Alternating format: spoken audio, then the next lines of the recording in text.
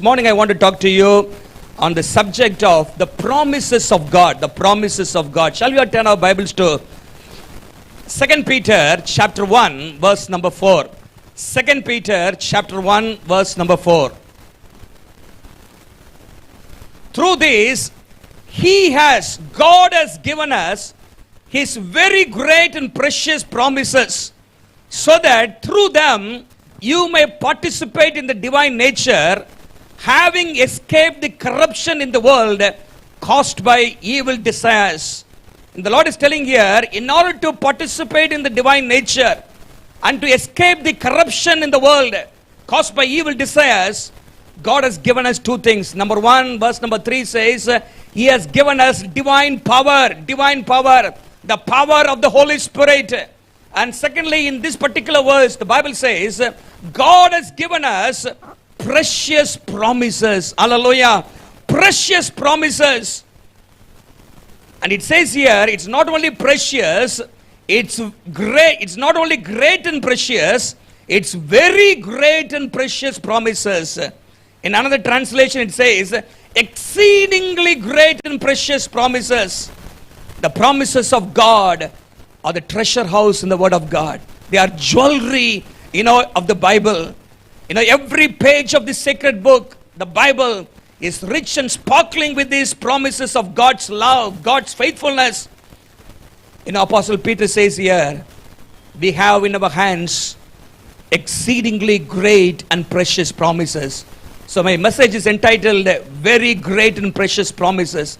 And we are going to look at some aspects under these topics. The sources of God's promises. The sources of promises, not God's promises, the source is God. The sources of promises. Number 2, the scope of promises. How many promises are there in the Bible? How can we claim the promises? That's the third thing. The securing of promises. How can we inherit the promises of God in our lives? That's what we are going to look at this morning. The promises of God are very precious. They are more precious than gold. In the book of 1 Peter and 2 Peter, Peter writes about the preciousness of certain things. The word precious is mentioned nearly 7 times in these two books, 1 Peter and 2 Peter. God willing, I will deal with some things, in the coming days also. The precious, the people are going after precious things in this world. They're going after gold and silver and diamond. But there is something that are more precious than that. And one of those things is the Word of God. The promises of God. Hallelujah. Precious means what? Precious means of great price or great worth. Very highly esteemed, valuable, costly, praised, splendid, glorious. Many synonyms are used in the dictionary. Precious. Hallelujah. The Word of God is precious. And that's why Psalmist says in Psalm 119 verse number 72, the Word of God is more precious to me than silver and gold. Hallelujah. In Psalm 19 verse number 10, Psalmist says, the Word of God is more desirable than pure gold. It says, more precious than gold, more desirable than gold, than much pure gold. They are sweeter than honey from the honeycomb. Hallelujah. Number one, the promises, the source of promises. Who has given these promises? Who has given the promises in the scriptures? Today, the politicians are giving many promises. They are giving lofty promises. In the manifesto, you see so many promises. A few years ago, our present Prime Minister gave us a promise. Every bank account will be deposited 15 lakh rupees. And somebody say not even 15 rupees is deposited in our account. They make lofty promises. They are they are politicians. They are people of this world. They are mortal human beings. They can promise certain things, but they will not be able to fulfill. But the promises of God, the promises that are mentioned in the scripture, they originate from God. Hallelujah. They are from the mouth of God. Tell your Bibles, in this particular words it says, He has given us. God has given us. See the verse there? Now how does it begin? Through this, He has, the Almighty God has, the omnipotent God has given us the promises. And about him the Bible says in Hebrews 10:23, Hebrews 10:23, the Bible says, he who promised is faithful. The Lord who promised the promises in the Bible, he is a faithful God. That's what we read there. For he who promised is faithful. Hebrews 10:23 and also Hebrews 11:11. In both these verses we find that not only he is faithful, he is also able to fulfill the promises. Hallelujah. He is also able to fulfill the promises. Turn your Bibles to Romans 4:21. Romans 4:21. About Abraham, the Bible says, he did not waver in his faith, but he was holding to the promises of God. He was fully persuaded that God had power to do what he had promised. God had power to fulfill what he has promised. Hallelujah. He has got the power. Human beings, they can promise certain things, but they do not have the power. They are controlled by circumstances. They are controlled by certain situations. For example, somebody may promise you, I will come to meet you at 10 o'clock in the morning. But you will be waiting, 11 o'clock, 12 o'clock, that fellow will not come. And probably after a few hours he will come and he will say, I got, held up in the traffic. Somebody came to our house, suddenly some guests came. Sometimes they say those rain started to pour down. Many excuses they give. Man is controlled by circumstances. But when God promises certain things, he is beyond circumstances. Hallelujah. He is able to do. He is omnipotent God. That is why Bible says in Numbers chapter 23 verse number 19, please read that. Numbers chapter 23 verse number 19, it says there, God is not human. God is not human that he should lie. Not a human being that he should change his mind. People may change their minds and they will say, after promising, after coming to power, they will say, did I say that? They will change their mind. Bible says about God, does he speak then not act? Does he promise and then not fulfill? He will fulfill. Hallelujah. Our God is the fulfiller of the promises. He is not only faithful in keeping the promise, he will definitely fulfill all the promises. The Bible says about some examples how he fulfilled the promises in the life of the people of Israel. Please turn your Bibles to a couple of verses. Underline these verses. This will encourage us. Joshua 21:45. Joshua 21:45 says, not one of all the Lord's good promises to Israel failed. Not one of all the Lord's good promises to Israel failed. Every one was fulfilled. Shall we say hallelujah for that? Because it was Lord's promise and he fulfilled that promise. Turn to 2 pages afterwards in chapter 23 verse number 14. 23:14, Joshua says towards the end of his life, now he was about to die. Now he is encouraging the people of Israel. He is saying, now I am about to go the way of all the earth. You know with all your heart and soul that not one of all the good promises the Lord your God gave you has failed. Every promise has been fulfilled. Not one has failed. Hallelujah. Not one has failed. God promised everything through the mouths of Moses. When you come to 1 Kings chapter 8 verse number 56, 1 Kings chapter 8 56, it says like this, praise be to the Lord who has given us rest to his people, Israel, just as he promised. Not one word has failed of all the good promises he gave through his servant Moses. Hallelujah. Not one word has failed of all the good promises he gave through the servant Moses. What is it? What the Bible is saying here again and again? Hallelujah. What he promises, he is able to fulfill. Hallelujah. It says 100% fulfillment. Not one has failed. Every one has been fulfilled. That's why, these are all to the people of Israel. To David also God gave some promises. It says in 1 Kings 8:24, 1 Kings chapter 8 verse number 24. So you read there, You have kept your promise to your servant David, my father. Please underline this word. With your mouth you promised, with your hand you fulfilled. Hallelujah. வாக்கினால் சொன்னதை கரத்தினால் நிறைவேற்றினீர். With your mouth you have promised, with your almighty hand you have fulfilled it today. Hallelujah. As it is today, he is showing all the fulfillment of the promises. He says, whatever God had promised to David, hallelujah, through his mouth, he has fulfilled that through his hand. Hallelujah. Our God is a God who can fulfill the promises. Today, man may give lofty promises which they cannot fulfill. But God is not a man. The source of the promises in the Bible are God. Is God. Hallelujah. The source is God. God has given. Number 2. The scope of promises. Scope means what? How many promises are there? To what situation where can we claim the promise? For every situation we can claim the promise. Hallelujah. There are plenty of promises. Some people say, there are 30,000 promises in the Bible. But that is not possible, because in the entire Bible, there are only 31,200 and odd verses are there.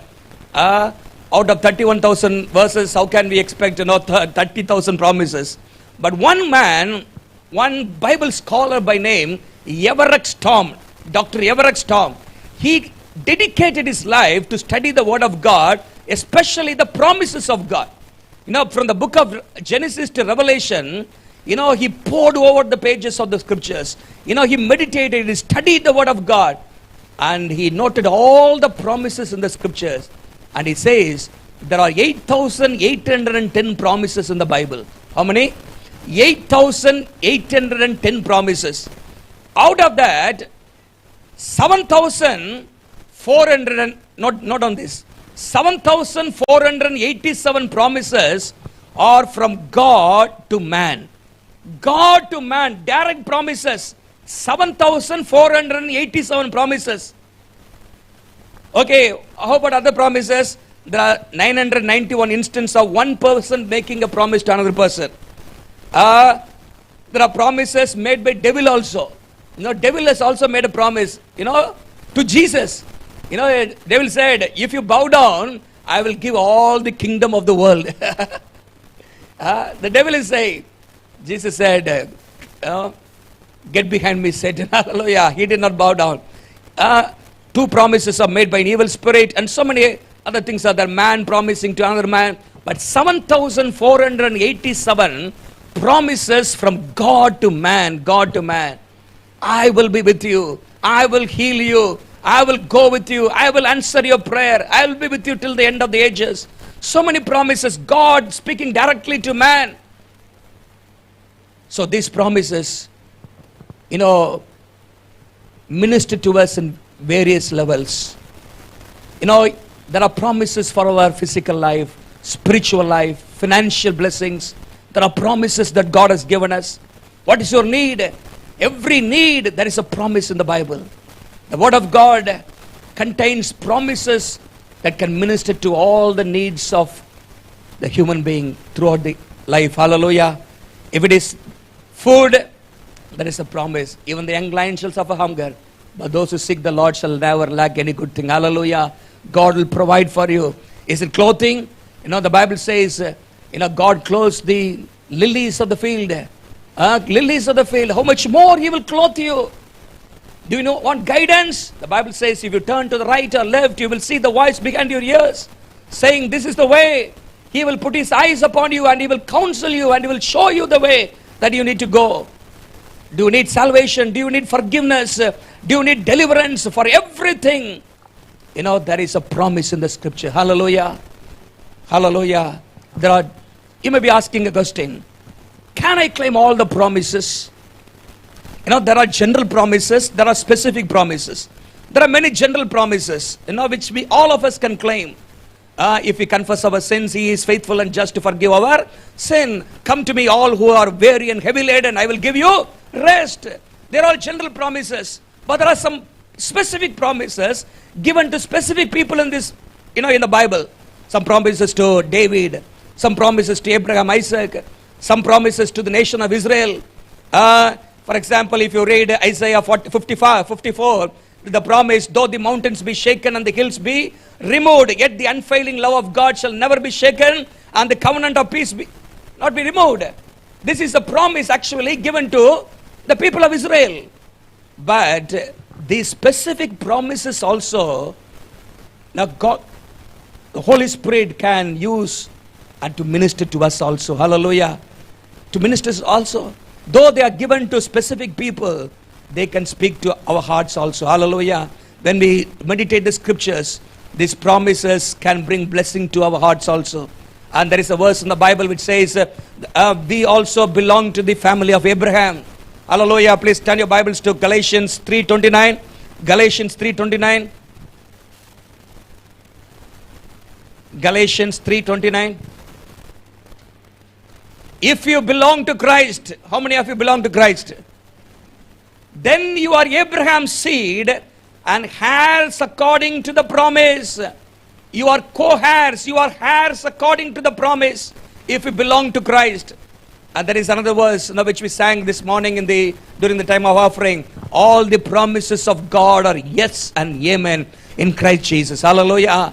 In Christ, we belong to the family of Abraham, Isaac and Jacob. In Christ, we are heirs of the promises of God. Shall we say hallelujah? So God can use the specific promises given to specific people to us also. The Holy Spirit can minister those promises to our situations, to our hearts in particular, need and circumstances that we go through. So many promises are there. How many promises I told you? 7,400. 487. 400 and God to man. Actually, this is by a person by name Dr. Everett Storm, who dedicated his life studying and counting and studying the promises of God in the Bible. And totally he says 8,810 promises, and other promises are one person making another person, promises from man to God, promises angels making to man. 29 promises are there. Angels not saying to man, and some promises by the evil spirit and the devil. So totally 8,810, but 7,487 from God to man. God to man. Hallelujah. And you can buy a book written by him. I don't know whether it is available in the online. So many promises are there. And for every situation in life, we can claim the promises of God. Hallelujah. See, so many people have said something about the promises. When Hudson Taylor, a great missionary who was doing God's mission work in China, when he was there, his wife was away from him in a hometown. One day, she asked him, what do you have with you now to meet your needs? And he replied, I have 25 cents and all the promises of God. What did he say? What is that you have? I have 25 cents. 25 cents means what? In those just 25 paisa. 100 cents is $1. 25 cents and all the promises of God. So he was very happy that God's promises will guide him. Hallelujah. He did amazing exploits for God in the land of China. Hudson Taylor.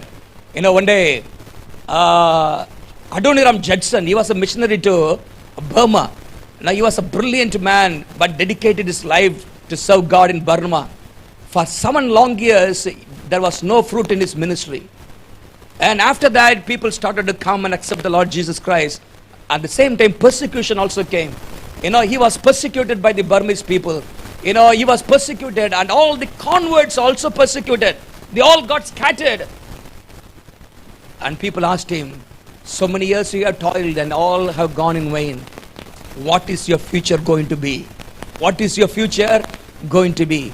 And his reply was, my future is as bright as the promises of God. Hallelujah. My future is as bright as the promises of God. And he translated the entire Bible in Burmese language. He did an amazing work in the land of Burma.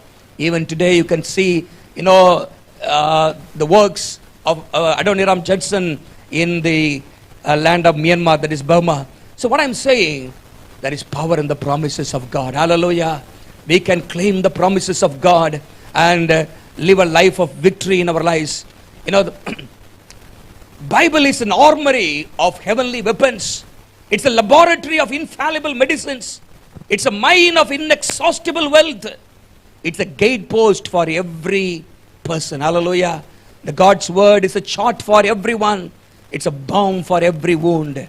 And God's word, the promises, we need to, hallelujah, make it our own. We have to appropriate the promises of God. Okay. Number one, what did I say? The source of promises. Who is the source? God is the source. Hallelujah. He is God. He is not a human being. Hallelujah. When He says something, He will fulfill that. He is able to fulfill that. He cannot lie. God is not a liar. Number two, the scope. So many promises of God which can meet our needs. Whatever your need may be, there is a promise in the scripture. Hallelujah. Number three, that is very, very important. Securing the promises of God. How can we inherit the promises of God? That is very, very important. No, there are so many promises, but how can we claim? How can we appropriate? How can we make those promises our own promises? How can we activate the promises of God in our lives? How can we, receive the blessings that are found in the promises of God?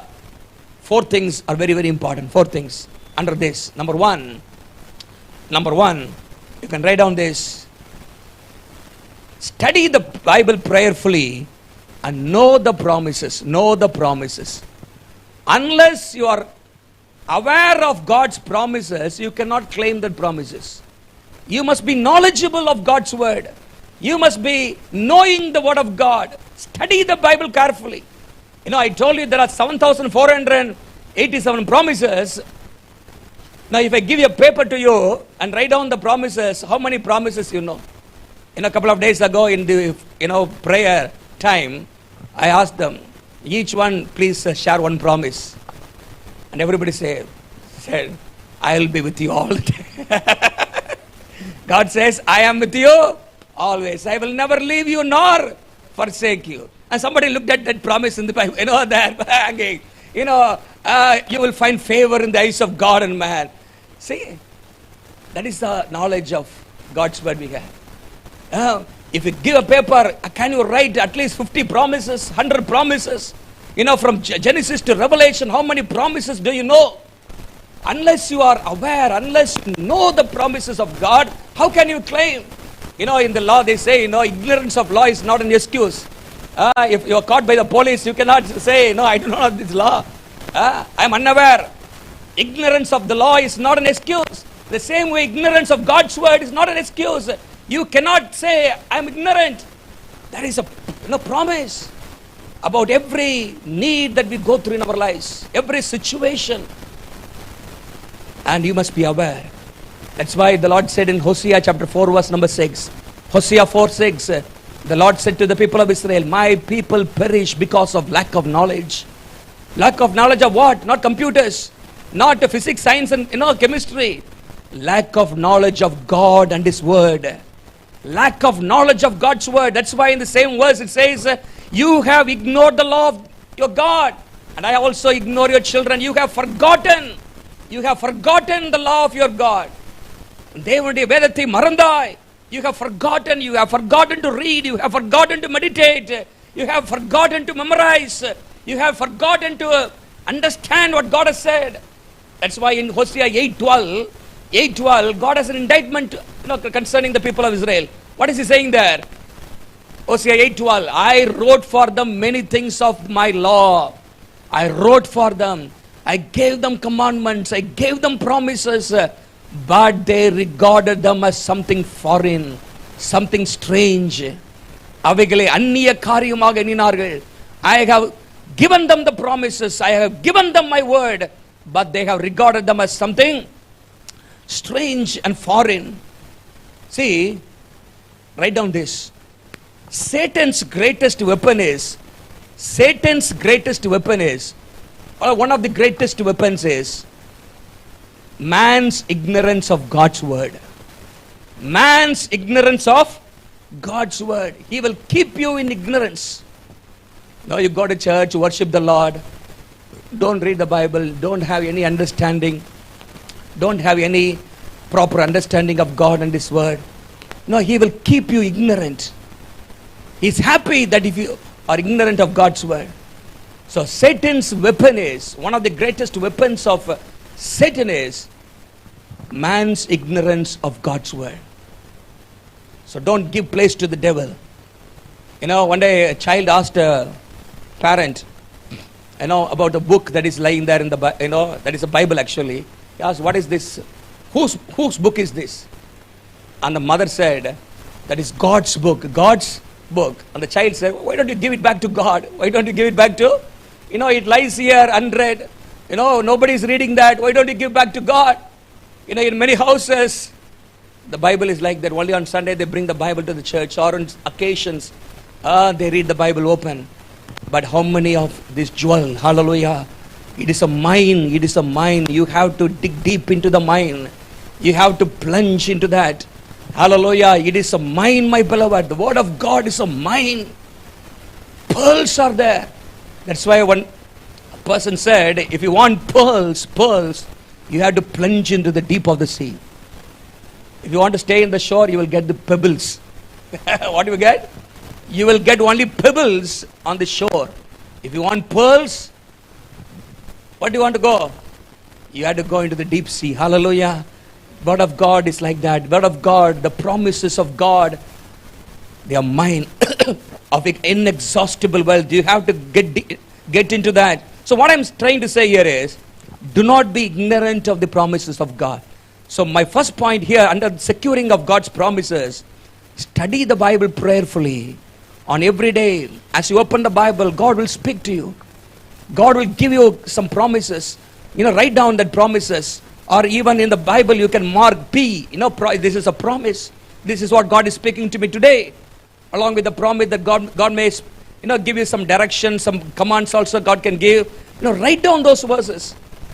And become knowledgeable of God's word. So number one, study the Bible prayerfully and know the promises. Know the promises. So in the next month, in the next few days, as you are spending time in prayer, study the promises. Get to know that.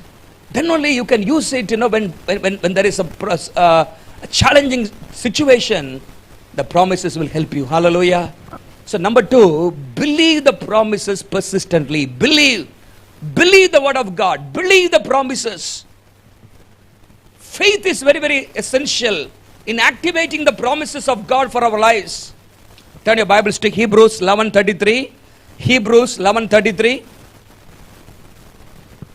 It says there, who through faith conquered kingdoms, administered justice, and gained or obtained the promise.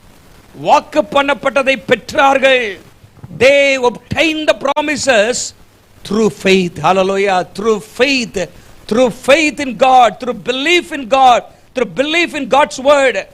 Galatians 3:22, it says like this, the promise of faith in Christ Jesus might be given to those who believe. The promises will be given to those who believe. In Tamil it says like this, விசுவாசத்தினாலே பலிக்கிற வாக்குத்தத்தம் விசுவாசம் உள்ளவர்களுக்கு அளிக்கப்படும்படி. Hallelujah. Only those who believe can receive the promises of God. Hallelujah. There is a beautiful example for that, from the life of Abraham. The Bible says the situation that he was in and the promise that God gave, it was unbelievable. Unbelievable. It is not at all possible. He was 75 years old and his wife Sarah was 65. And God says, I am going to give you a son. Your descendants will be as numerous as stars in the sky and as numerous as sand on the seashore. Is it possible? Unbelievable. Impossible to believe. Medically, physically, impossible. But the Bible says, you can turn your Bibles to Romans chapter 4, 17 onwards. These verses are very, very, faith building verses. Faith building verses.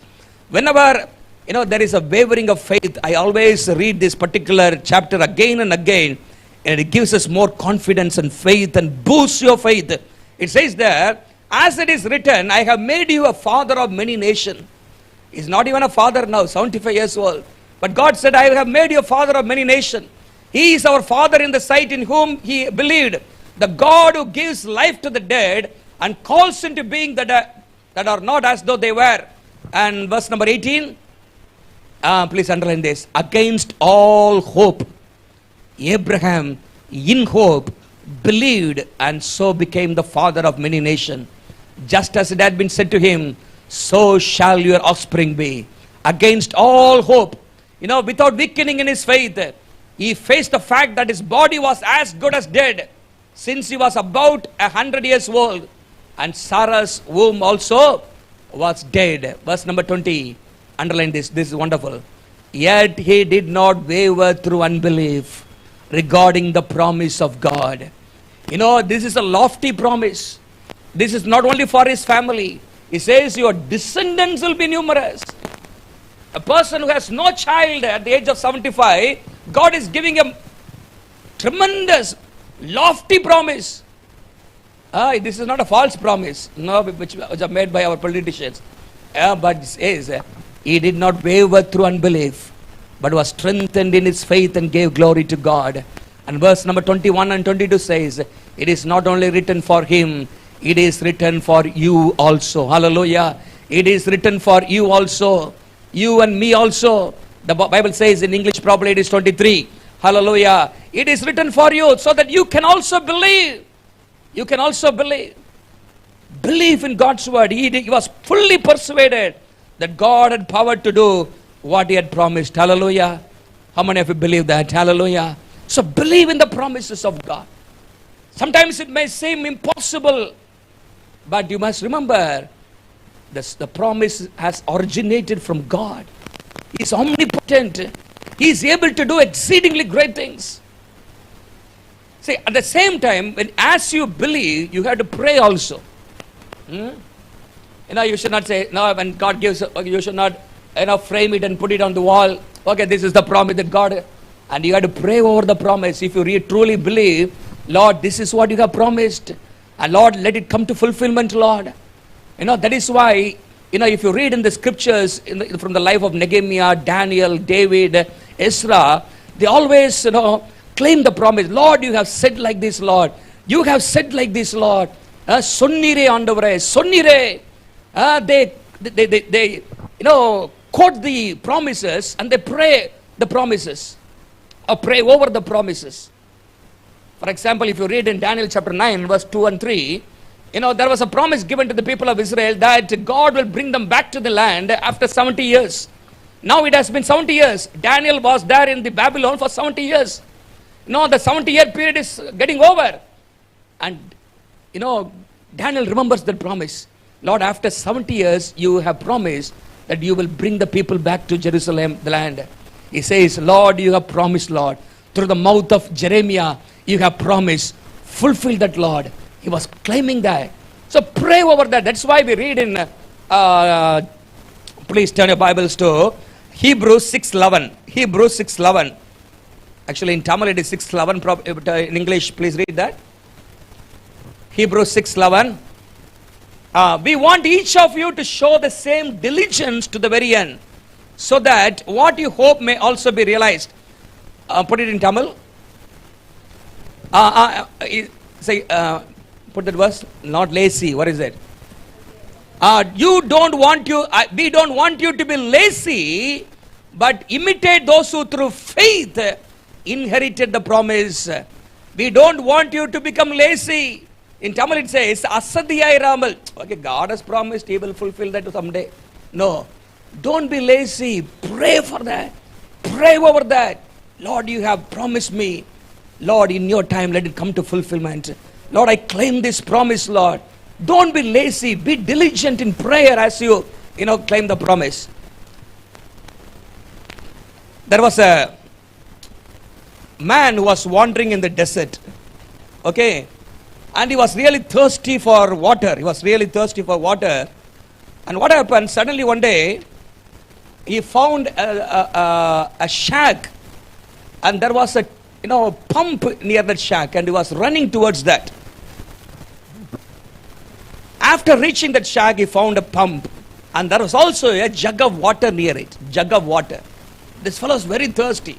Actually, he had brought some water, and all the water, was used up, and now he's very, very hungry, thirsty for water. And he found a pump and also a jug full of water near that pump. And there was also a note next to it. And the note was, pour all the water into the top of the pump to prime the pump. If you do this, you will get all the water you need. Okay, pump is there, jug of water is there. And the note reads like this. Now pour all the water on the top of the pump. And then you prime the pump, and you will get all the water you need. This fellow has a dilemma. A jug of water is there. The pump is very old. It is rusty also. If I pour the water, will it really work? Now I am very thirsty now. I need water. A jug of water is there. But he obeyed that word, and he poured that water on the top of the pump, and he started to, prime the pump. What happened after a few minutes? The water gushed out. So much of water was coming. And he was pumping. He was drinking water. And he filled all the, bottles and, utensils he had with the water. And he wanted to take a bath also. He took a bath also under the pump. Okay, he was refreshed now. He drank plenty of water. And he saw the note continued like this. After you have finished, please refill the jug for the next traveler. Please refill the jug for the next traveler. So he pumped and he filled the jug for the next traveler. And he added extra note and said, please prime the pump and pour water as it is written. Believe me, it works. It worked for me, it will work for you. Believe me, it worked for me, it will work for you. Hallelujah. Many times now we wonder whether this will work or not. How is it possible? We are in a dilemma to believe. But so many servants of God in the Bible, they are telling us, believe us, it worked for us and it will work for you. Hallelujah. We have a cloud of witnesses telling us it worked for us, it will work for you. Hallelujah. Down the centuries, many servants of God can say, it worked for us. Hallelujah. I told you about Adoniram Judson. I told you about, Hudson Taylor. They all believed in the promises of God. It worked for them. There was a person, another missionary. What is his name? David Livingstone. He was a pioneer missionary to Africa. He was a doctor by profession. But one day he received the call of God to go to Africa. Africa was a dark continent at the point of time. No evangelistic work, no roads, nothing was there. If you go, you'll be lost in the dark continent of Africa. No road facility, no light facility. People were cannibals, man-eaters. But this man received a call and he said, Lord, send me anywhere but go with me. Send me anywhere, go with me. And God told him on promise, lo, I am with you always. Lo, I am with you always. That is the only single promise God gave him, and he held on to the promise. So he went to Africa. He was a pioneer missionary. He was blazing the trail there. And what was happening?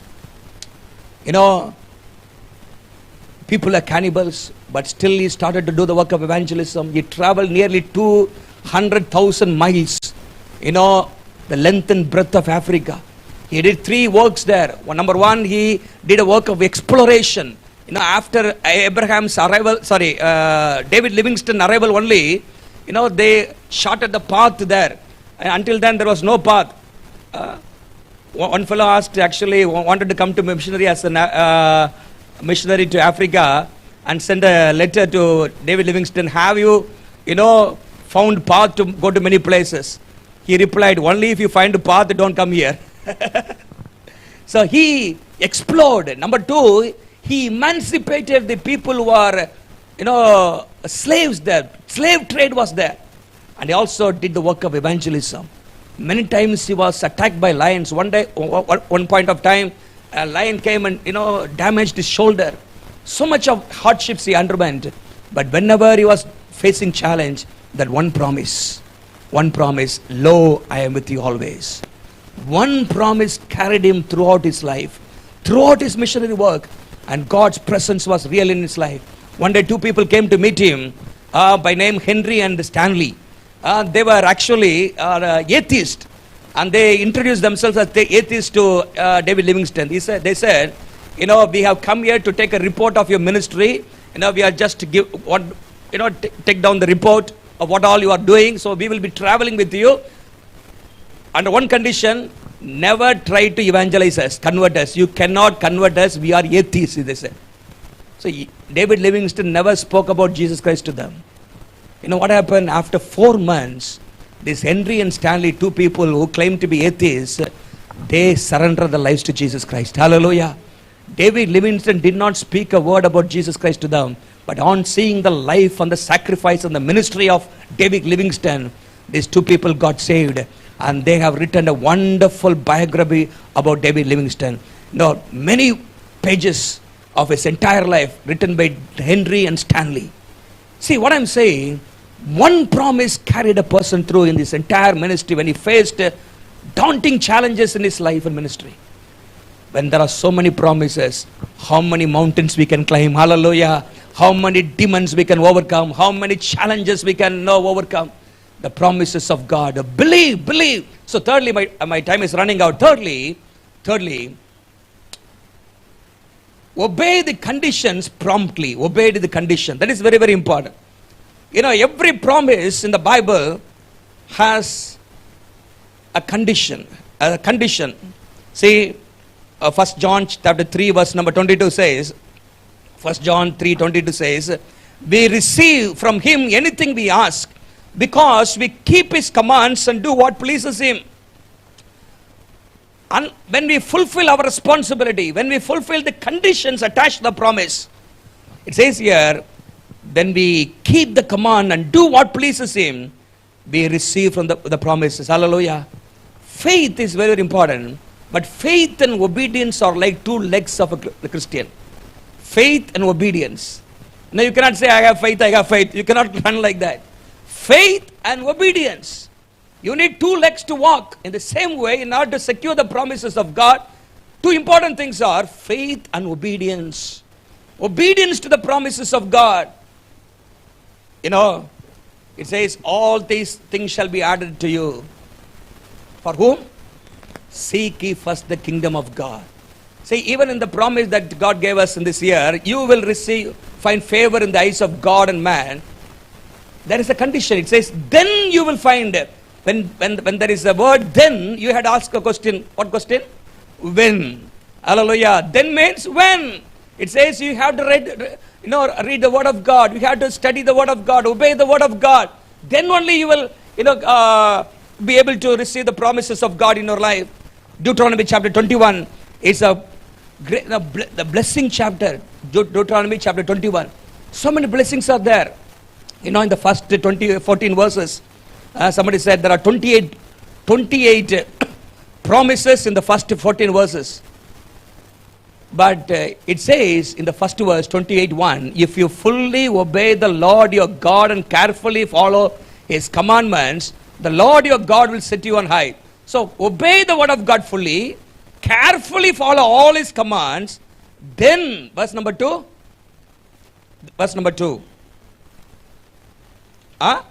All these blessings will come upon you and accompany you if you obey if you obey, that is very, very important.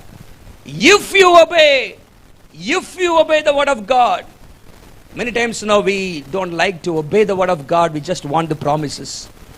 You cannot have the promises of God in your life realized if you don't put the word of God, commandments of God into practice in your life. So obedience to the word of God, obedience to the command. Whenever you read the word of God, the promise, You have to see what is the commandment, what is the condition attached to that. When you fulfill that, you are worthy to receive the promises. Hallelujah. Eligible. Number four. I'll finish with this. Hebrews 10:36. Hebrews 10:36 say, you need to persevere so that you will receive what he has promised. பொறுமை வேண்டியதா இருக்கிறது. It says there in Tamil, Hebrews 10:36. Hebrews 10:36. You need to persevere. Tamil. See here, வாக்கு பண்ணப்பட்டதை பெறும்படிக்கு பொறுமை உங்களுக்கு. You need to have patience. You need to persevere. You know, if something is promised, it will not happen overnight or the next day or the next month. You know, for the oak tree to come up, it will take years. But for mushroom to come up, overnight it will come. So depending on the worth or the promise, the challenge that you are facing, you know, God's promise sometimes may take, you know, months and years. But you need to have patience. Hallelujah. Abraham waited patiently. Hebrews 6:14 and 15. Hebrews 6:14 and 15. 14th verse is a blessing. I will surely bless you and I will surely multiply you. You know, surely blessing I will bless and multiplying I will multiply. Verse number 15 says, so after waiting patiently, Abraham received what was promised. After waiting patiently. Now many times, you know, we lack patience. That's why, you know, we give up. You know, we run away. Some people even backslide. You know, God made me several promises. Nothing has come to pass. And they backslide. Patience is required. Patience. For 25 years. Joseph waited for how long? So many years. You know, God gave him promise. God gave him visions and dreams about his future. But he was going through tough times in his life. He was going through prison experiences. You know, he was going through pit experiences. And after 13 years only, he was made the king. And after 9 years, that is actually when he was 39 years old only, his brothers were coming to him, you know, to buy grains. So he waited for so many years for his brothers to come and bow before him. Hallelujah. And God fulfilled that promise. He did not give up. He believed the power of God. David, in 1 Samuel chapter 16, when he was a young boy, he was anointed the king of the entire Israel. You know, in 17th chapter, he was, felling Goliath. He was overcoming Goliath. And he could have thought, no, I am the Goliath, the giant winner. I am going to be the king. But only in 2 Samuel chapter 5, after many years, he was going through wilderness. He was going through tough times under the leadership of Saul. You know, God was training him. God was strengthening him. And after many years only, the promise got fulfilled. In 2 Samuel 5, he became the king of entire nation of Israel. Hallelujah. Above all the tribes. Promises may take time, but you have to wait patiently. Hallelujah. When God promises, he is able to fulfill. But God is testing your faith. God is testing your patience. Never give up, my beloved. Never give up. God in his due time. See, when was the promise of Messiah's coming given in the Bible? The first time. Genesis 3:15. The seed of the... it says there, I will put enmity between you and the woman, between your offspring. Okay, the seed of woman is the promise. After God sent Adam and Eve out of the Garden of Eden, immediately promised, I am going to send my son, you know, through a woman. Hallelujah, the seed of the woman. What is it? When was it fulfilled? It did not, get fulfilled immediately. The Bible says in Galatians 4:5, Galatians 4:5 it says, when the fulfillment of time came, God sent his son to this world. Hallelujah. God sent his son to this world. When the fulfillment, when the set time has fully come, underline that word, set time. When the set time had fully come, God sent his son, born of a woman, born under the law. So there is a set time for everything. So never give up. Turn to somebody and say, never give up. Your promise will come to fulfillment. God's promises in your life will come to fulfillment. So never give up. Trust in the Lord. Wait patiently. Believe. Persevere. Pray in faith. Hallelujah. Do not be lazy. Pray in faith. And God promised about sending Messiah. God sent. And there is a promise about the second coming of Jesus Christ also. Hallelujah. And that promise will also come to fulfillment. Hallelujah. Jesus Christ is going to come soon. And 2 Peter 3:9, many people are, saying, the promise, you made 2000 years ago, nothing is happening. But the Bible says the Lord is not slow about his promise, as some count slowness, but he is patient toward you, not wishing any of you to perish, but all of you to come to repentance. Hallelujah. The promise about the eternal life, the promise about the second coming, the promise about the 1,000-year reign, all are going to be fulfilled, and we are going to receive that. Hallelujah. So patiently wait. The wonderful promise that no man can give in this world is about the eternal life. Please read 1 John 2:25. 1 John 2:25. 1 John 2:25. And this is what he has promised us. Eternal life. Hallelujah. Underline this verse. This is what he promised us. Eternal life. Nobody in this world can promise that. And God has given us this promise. Eternal life. Hallelujah. Because he is an eternal God, he has promised us eternal life. And one day we are going to enjoy the eternal life with him, if we continue to hold on to him and trust in him. Hallelujah. Shall we all stand to our faith this morning? Hallelujah. How to inherit the promises of God. Know the promises. Believe the promises.